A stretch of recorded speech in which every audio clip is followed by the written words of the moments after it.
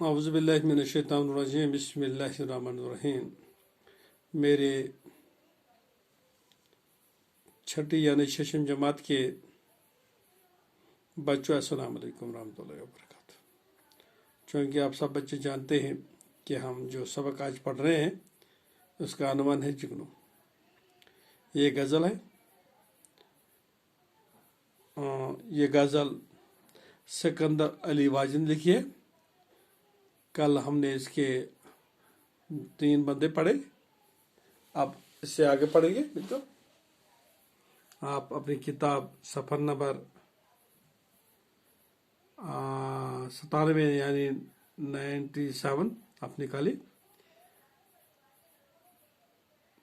اتنے میں جو رو چلی ہوا کی، یعنی کہ شاعر اس میں فرماتے ہیں کہ جب فضا صاف ہو گئی، ہوا کی ایک اور رو چلی،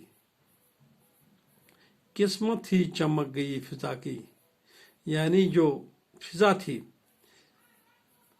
وہ اتنی خوبصورت ہو گئی جیسے کہ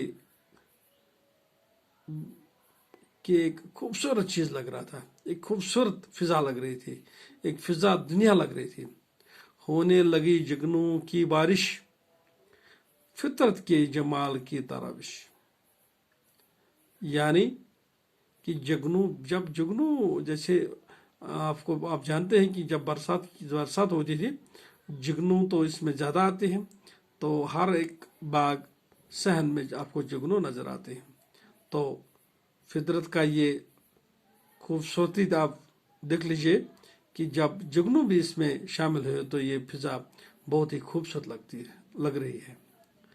روشن تھا اس قدر اندھیرا، کہ آپ کو پتہ ہے کہ جب برسات کی رات ہوتی ہے، جب برسات میں بارش ہوتی ہے تو اتنی بارش ہوتی ہے کہ اندھیرا بھی بہت ہوتا ہے، لیکن جب موسم بارش کا ختم ہو گئی تو موسم نے ایک کروٹ لی ہے کہ صاف ہو گیا موسم، فضا صاف ہو گئی۔ تو روشن تھا اس قدر اندھیرا، جو روشنی تھی وہ جگنو کی اس لائٹ کی وجہ سے، جگنو کی جو روشنی تھی اس سے روشن ہو گیا، گویا ہونے کو تھا سویرا، یعنی جیسے لگ رہا تھا کہ شاید بولو کہ ایسی روشنی لگ رہی تھی کہ صبح ہونے والے ہے۔ بس آج اتنا ہی پڑھیں گے، کل سے اور پڑھیں گے۔ جب تک لے خدا حافظ، السلام علیکم ورحمۃ اللہ وبرکاتہ۔